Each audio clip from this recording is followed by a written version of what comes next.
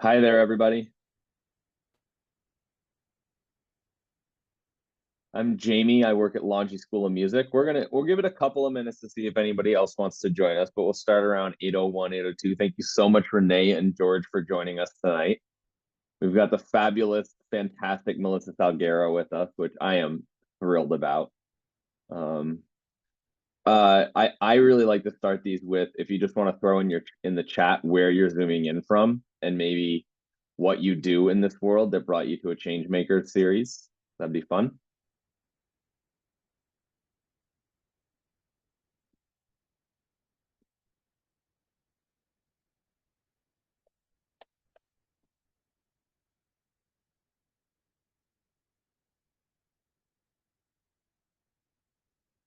George, what part of Florida?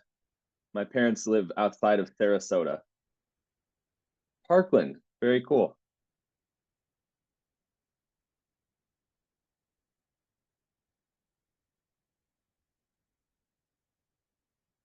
I got the down low before we let you in It is from the indeed my breakout room.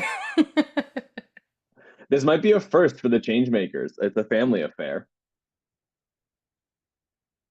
Northborough, Massachusetts, very close by. Awesome.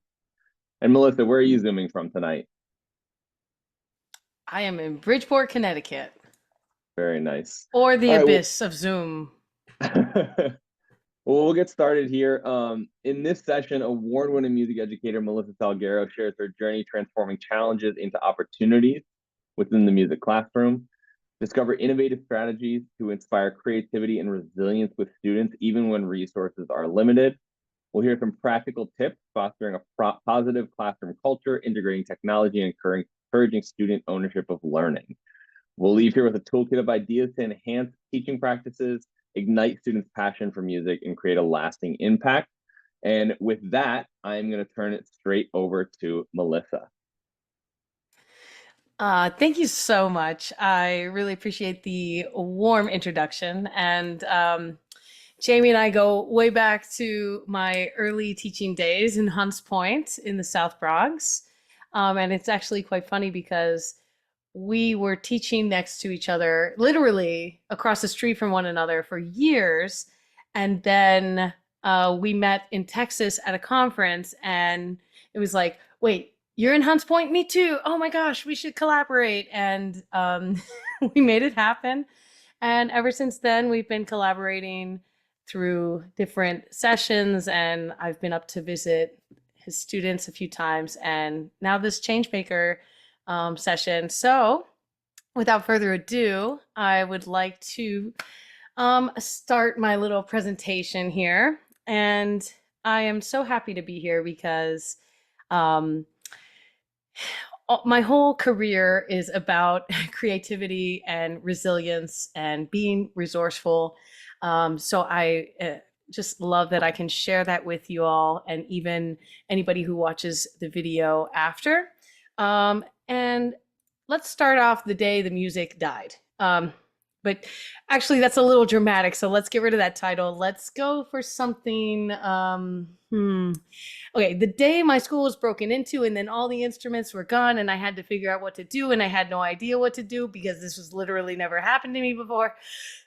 Okay, that's a little bit much too. Let's get rid of that. Let's just keep it simple. You know, I saw a TED talk about presentations. Just keep it simple. Let's just go the day my students taught me about resilience. That sounds good. For context, I had been teaching at this school in the South Bronx for a few years, maybe 4 years before this happened. And when I first started, we had nothing. It was me playing guitar with the kids. I had to come up with so many different ways to fundraise and find instruments and get them donated. And finally, once we had enough instruments, the day the music died happened. And I'll let the video speak for itself. Last year on spring break, our school got broken into. Many instruments were vandalized, technology stolen. If it wasn't bolted, they took it. The first thought that went through my mind is we had to find a safe place for us to be and have our music class. because of course we needed our music class that day, so we had to find a way. What made me the most proud about this situation was my chorus kids came up to me a few days after and they said, look at these lyrics that we wrote.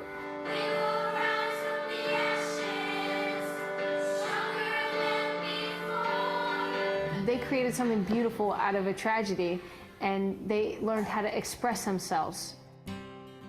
I've been trying to do it right. This school, there's something about it, really. It's so special to me. It's special to every teacher here. I feel like we're such a team, and we chug along and we take the punches that come with us, but we get up, and through that our students are learning, get up, keep going. She never lets me quit because she could be my second mom. I really love her a lot. One of my concerns is the instruments that were stolen from us. Already we had a pretty limited amount of instruments. My dream would be to have all those resources so that every single one of the students can learn music and love music and take it and run.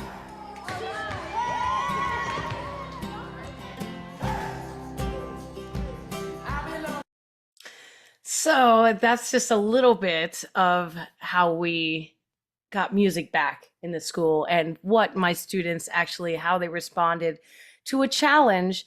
And that little QR code there is to listen to the song that they wrote called We Will Rise. You could also search it up on YouTube. But basically, because they responded to that in such an artistic way, in such a creative way, it caught the attention of Ellen and her producers.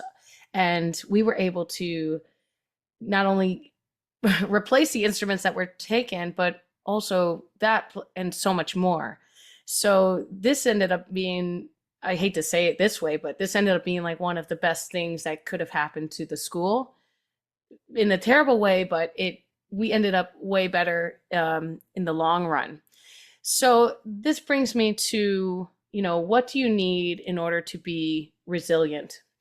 And there's 3 things we're going to talk about: how you approach challenges, how you have a growth mindset, and social emotional learning. Because believe it or not, learning about how to even just know and label how you're feeling, that is part of resilience. So challenges. Now this was going to be an interactive little Padlet here, but I'm going to change it up. So Padlet, if anybody knows, if anybody tries to participate with this in the video, you would scan this little QR code and it would bring you to this kind of message board.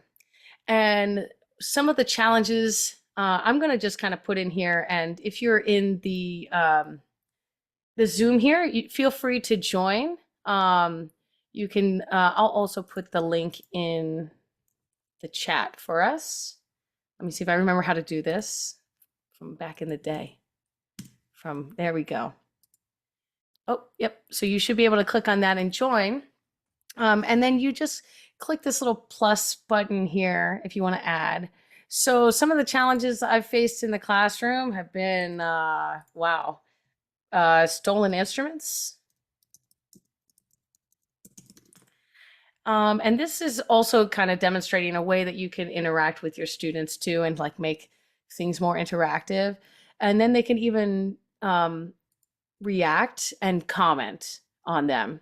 So Jamie, George, or Renee, if you guys want to chime in with a challenge that you've faced in the classroom, I know that definitely stolen instruments has been one of the biggest challenges, but another thing has also been support from admin. That's been a huge challenge for me. And one of the things that's really that can make or break your music program is support, not only from admin, but also all over. We've got finding time to give students one-on-one attention. Yes, absolutely. That's a huge challenge because right now we're in the space of testing and We have to constantly keep teaching to like get the test, you're going to pass the test. And there's so much stress. And I think another, just like conflicts in the classroom between students, between just different personalities. That has been a huge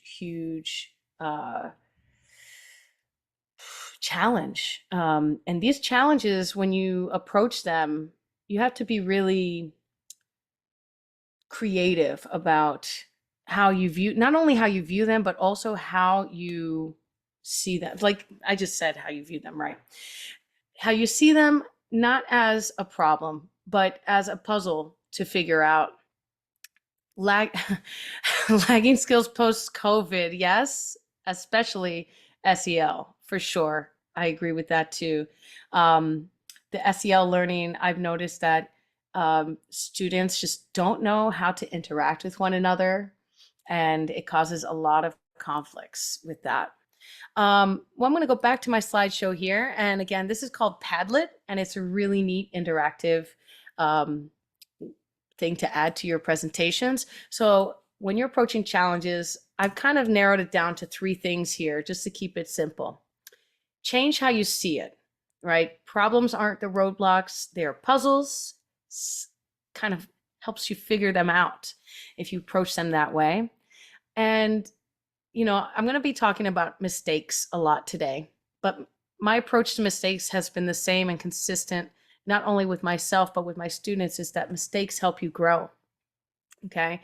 And then you want to focus on progress.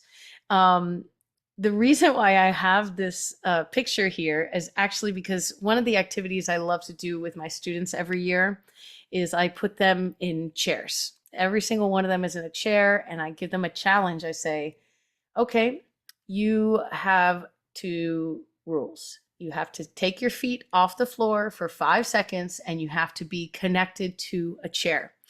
And they accomplish the task very easily at first, but then I take away a chair, and then they have to figure out how to accomplish the 2 goals, but with fewer chairs.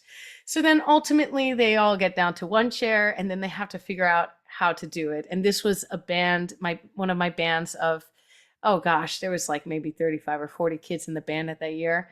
And they had to figure out, well, what does connected mean? If I'm touching someone who's touching a chair, am I still connected?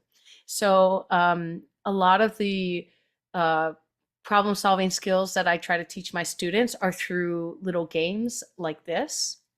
And I've also utilized a lot of ChatGPT in the most recent years with the advancement of AI. It has helped me solve so many problems and see things in a different way. So actually, if you scan this QR code, it will take you to ChatGPT with this prompt already filled in, and you just have to insert your problem.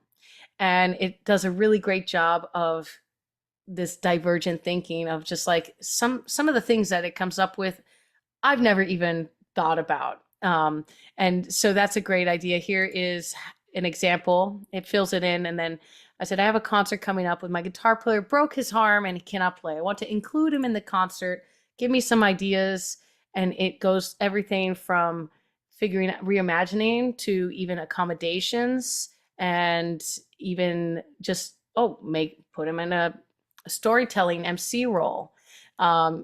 So it's been a huge tool for me to reimagine what challenges look like.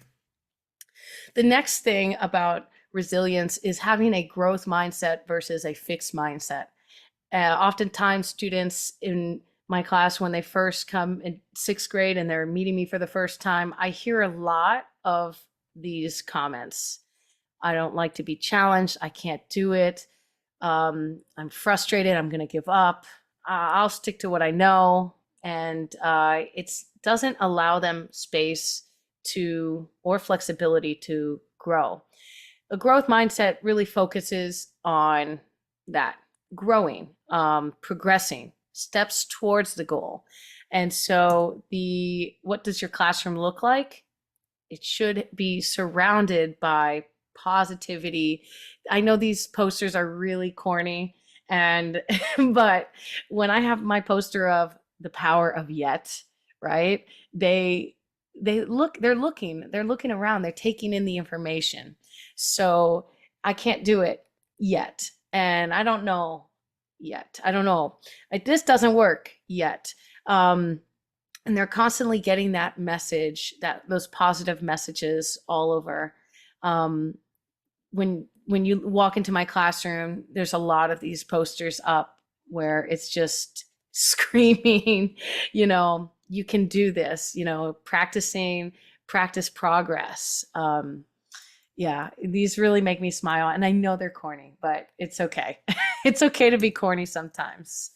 Here is what it might sound like in your classroom. And these are things also that I've said a lot. There's no mistakes, only opportunities to learn, that you're getting better every day. This one's huge. Number 3 is like, I say it at least once a day. The more you do something, the better you get. And if you don't get it yet, but you will. And also like acknowledging that you yourself are still learning. Sometimes I'm teaching the kids guitar right now, and sometimes I'll say, oh, it's okay. It's cool. I made a mistake. I'm going to keep on going. Everyone say, it's cool. And they repeat, and they make it a really nice atmosphere to make mistakes and focus on growing. So I want to introduce you to, if you don't know about this yet, this is called the mood meter. It's from Yale University. And basically what it is, it's how to tell what you're feeling. So right now, I want you just to check in with yourself of how much energy do you have on a scale of 1 to 5 or 1 to -5. How much energy are you feeling? And this column here to the left and to the right, vertical, that's where you're going to align yourself. So I'm feeling kind of neutral, a little bit more than neutral. So I'm feeling about like a 1 or 2 level energy. So I'm going to look in these 2 rows, and then I'm going to now check in with myself of how pleasant are my feelings. Am I feeling good from a scale of 1 to 5? Or am I feeling not so great on a scale of 1 to -5? And that is how I can see. So I'm feeling actually really good. I'm feeling like a 4 and a 5. So I'm going to go over here horizontally. And so I'm somewhere in this category, and I'm going to look at these words and kind of figure it out. And you know what? I'm actually feeling, I might be enthusiastic. Yes, I definitely am enthusiastic. So I want you right now just to check in with yourself and put a word in the chat of what you're feeling. What zone are you in even? Are you able to identify that using that? Remember, vertical is energy, and then left to right is pleasantness, like how good are you feeling, and then use the middle as the 0. So I have identified that I am enthusiastic, right? And now what do I do with that information? Here's just a little bit more information about the mood meter. This is the like official one. The one I had was just a little bit clearer. But you can see here that studies have found that schools that are teaching this ruler, recognize, understand, label, express, regulate, schools that are using this program are witnessing better academic performance, less anxiety and depression, and an improved climate. Okay, this is great. And I see Jamie's checked in with his energy is a 2 or 3, pleasantness 2 or 3, and he's like either focused or happy. I love it. So now we have this information. What do we do with it, right? The steps of ruler: recognize, understand where we are, label it, express it, and now regulate. So teaching our students, once you know what your feelings are, now how can you help yourself? What can you do about it? And this actually is a poster I have in my classroom, and along with the mood meter, nice and big, for they know what zone they are. So if I go back to the mood meter really quick, you should be associated kind of with a color. right? And I'll go over here. And according to that color, there's some information about how you might feel and what might help you. So you can see here, if you are in the blue zone, if you are maybe depressed, miserable, sullen, maybe you're lonely or disheartened or sad, maybe you're despondent, right? What can you do about it?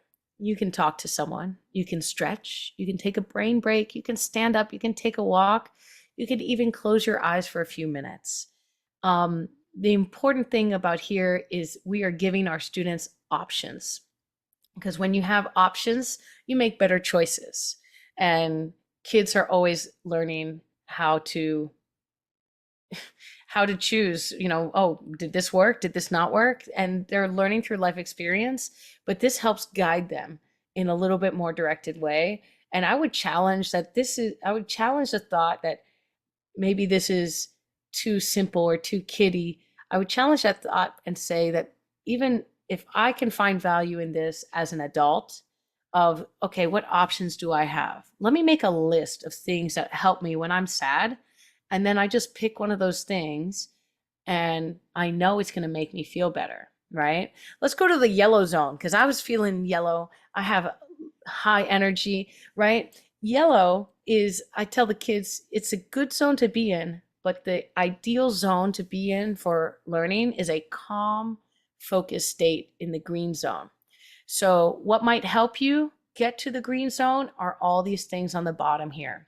If I'm feeling silly, if I'm feeling high energy and I'm feeling really great, or I'm really nervous, I can count to 20. I can take deep breaths. I can squeeze something. I can express myself in a picture and take a brain break.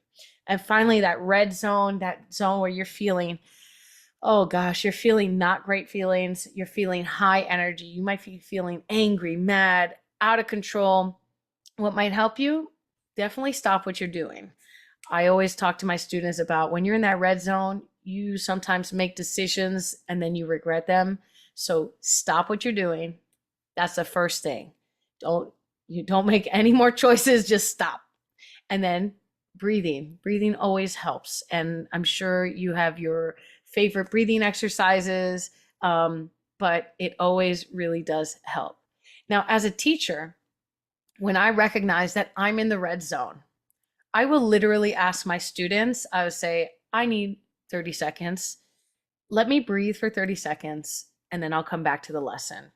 And that way I'm also demonstrating proper regulation within myself, and I'm showing them how I expect them to regulate their emotions. I'm going to move along here. This was another Padlet, just kind of ideas that you might have for yourself. But I'm going to move along and we'll go to enhancing resilience, just to review what we did. The first thing, we talked about challenges. They're opportunities in disguise, okay? Number 2, growth mindset. Teach them the power of yet. And the last one, SEL is your secret weapon against any sort of meltdowns or temper tantrums. And even it's the key that unlocks your options, okay? Now let's talk about fostering creativity, okay? We have divergent thinking, intrinsic motivation, and psychological safety. The first one, and I'm glad that I have this video up here, but all you need is a piece of paper. And if we had more participants, we'd do it. But I want to show you this video because it's amazing. This is a great game to talk and help your students come up with ideas. And just watch here. They have a paper. Let me get rid of this. They have a roll of paper. And what their goal is without talking, they're going to pass the paper around to each one of the members, and they have to do something or pantomime something different. And you'll see how it goes from very simple to these not crazy, these wild and new and innovative ideas very quickly. Check this out.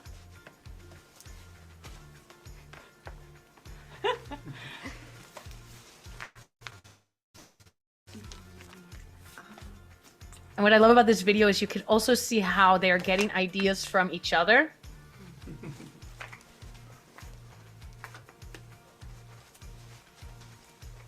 And it's a really cheap activity because you just need you need a piece of paper.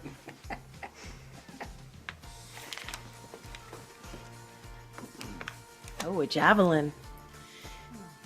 This is also creating a safe space for students to try new ideas out and let them shine, be themselves. I think that was a drum roll. Oh, he's golfing. Oh, it went backwards.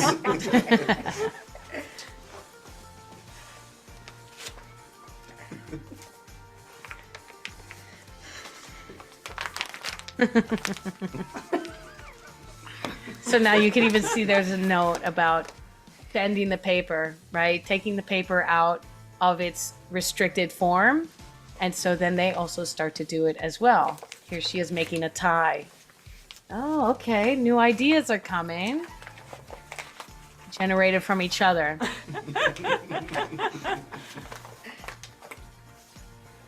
Just a little while longer so you can see what happens to the paper. Oh, yeah. I think any activity that you have that generates laughter and joy is a wonderful activity. A real chance to be silly. So you can see how the paper has also transformed throughout the activity.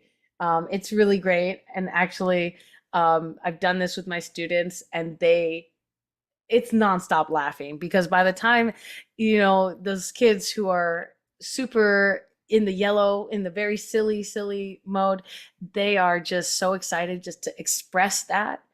And in expressing that, they become more focused and participate in such a helpful way. Now let's talk about intrinsic motivation and what it looks like in your classroom. Here's what it looks like. Giving your students a choice and a voice. Autonomy is the thing that fuels that ownership. Whenever I had a band program, I always asked them what song do they want to play, and I would make it and I would arrange it for them so that they were able to play it. And I always had these kids just so motivated to play and practice. You want to encourage risk-taking. There's no wrong notes. You can go with Bob Ross here. Only happy accidents, and oftentimes I myself will point out if I've made a mistake so that they know that I make mistakes too, and it's cool. And focusing on the process and progress here. I want to show you 2 video clips. They're very short, and this one comes up quick.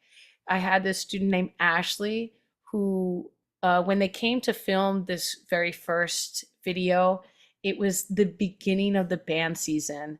And she was so upset because she couldn't play that well and she was struggling and they recorded her struggling. And then the second video is at the end of the season. I showed her these 2. One day she was really down on herself and I showed her these 2 videos back to back and she was like, wow, I have come so far. So here's the first video. It's 3 seconds. Okay, that I told you it was very short. You can hear a lot of air in the flute. And then here is her months later. Action.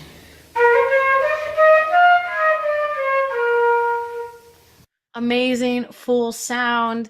And she was frustrated because she was having trouble switching to one of the notes. And then I showed her the first video and the second video, and she just was so much more proud and motivated, and she wasn't thinking those negative thoughts.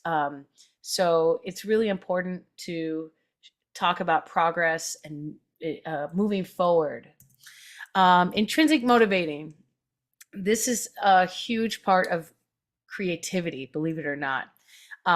This is something, this TED Talk was so good because it talked about the things that kill creativity. I'm going to play the video so you can see it, but I listed them there for you. In fact, that there are 6 surefire methods for killing motivation and ensuing creativity. Promise someone a reward for what they're about to do. Lead them to expect that they'll be evaluated.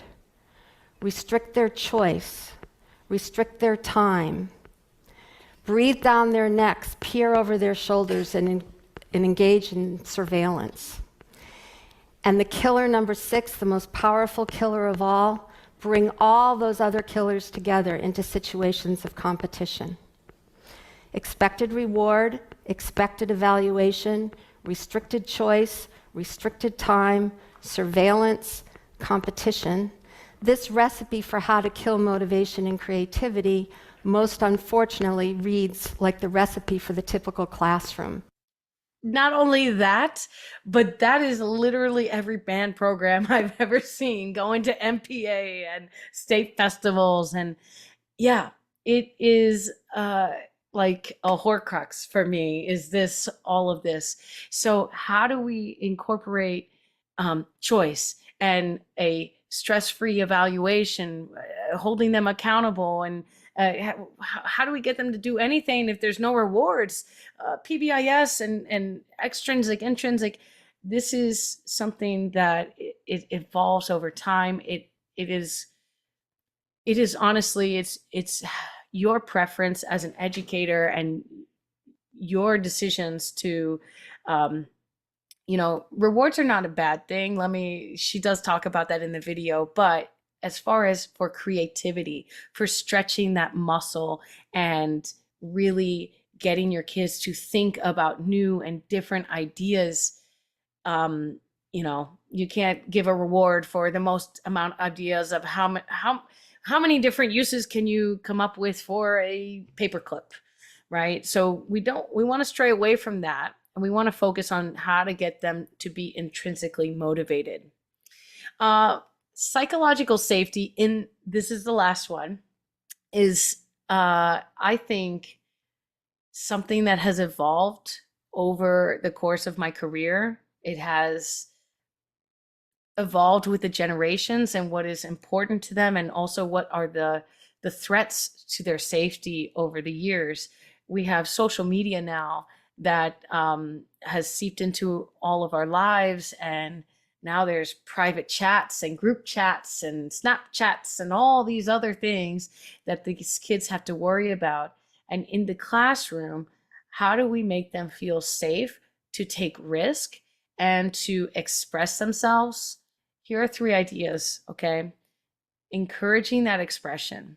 Let them share their ideas. And I know you want to get through the lesson plan, and I know this kid has a story about how his dog over the weekend, you know what, just give him the time, or say that I really want to hear you, talk to me after rehearsal, but give them that space, because it builds a trust with them.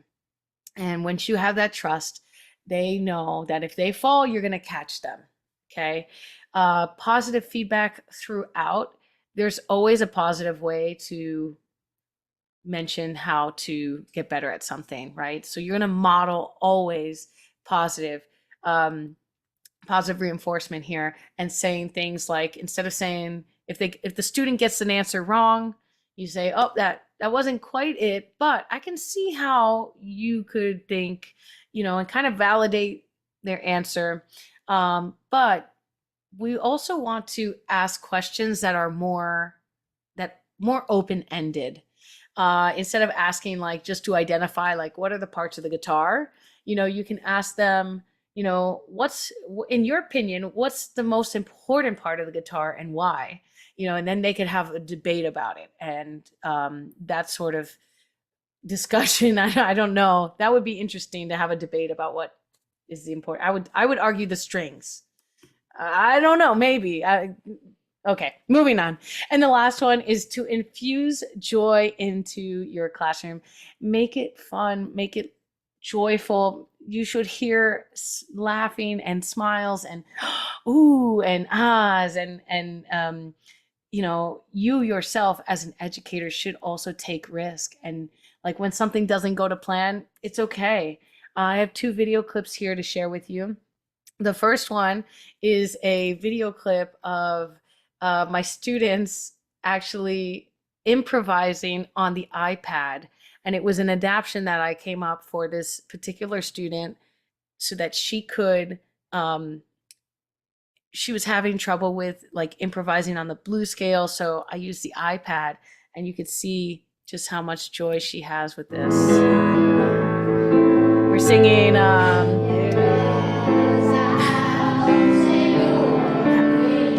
yes, House of the Rising Sun.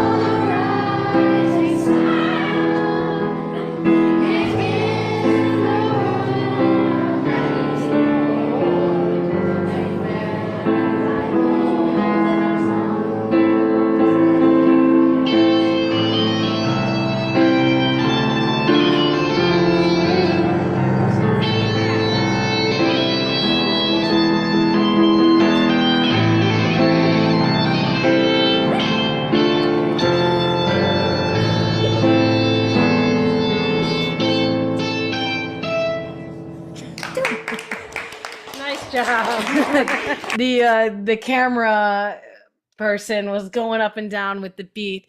I didn't mention this in the slideshow, but I videotaped a lot in my classroom when I was at PS48, and there was a lot of lessons like this where it was like, oh, let me try that, or let me show you this. This next example is one where you can see the joy and the curiosity on the students' faces. They are leaning in. They're like, oh my gosh, what's going to happen? And this lesson was a lesson on how speakers actually work. And I went on YouTube. I had no idea how to do any of this stuff. I went on YouTube and I looked and found how to make a speaker. And you could see Hey here. guys, it's Miss Salguero, and today we're using magnets to make a homemade speaker. All right, I'm gonna fast forward here. So as I bring the magnet closer to this coil, it actually produces sound. I hear it. Oh my god. So they're in disbelief. Can you hear? That is witchcraft, she just said. It's not witchcraft. It's science. So this is another way for them to access music. Not only that, they can see it with their eyes, but they can also feel it with their hand. Ready? Come here. I love her face when she feels the vibration. And you better believe that every single one of them wanted to put the magnet in their hand. And it definitely makes the engagement of the class skyrocket. Hey guys, So just to review very quick, we talked about divergent thinking. We talked about intrinsic motivation, let them choose, and creating a safe space where they feel that it's safe to risk embarrassment. And I'm going to fast forward to my last lovely slide here. And you can see me and Jamie hanging out. I want to thank you so much for having me here. If you scan this QR code, it will give you a copy of the presentation, and I'll also put it into the chat right now. It will just say copy, and you just copy it straight to your Google Drive. And I appreciate everybody tuning in, even now and later. And if you have any questions or comments, feel free to reach out to me, and I would love to hear from you.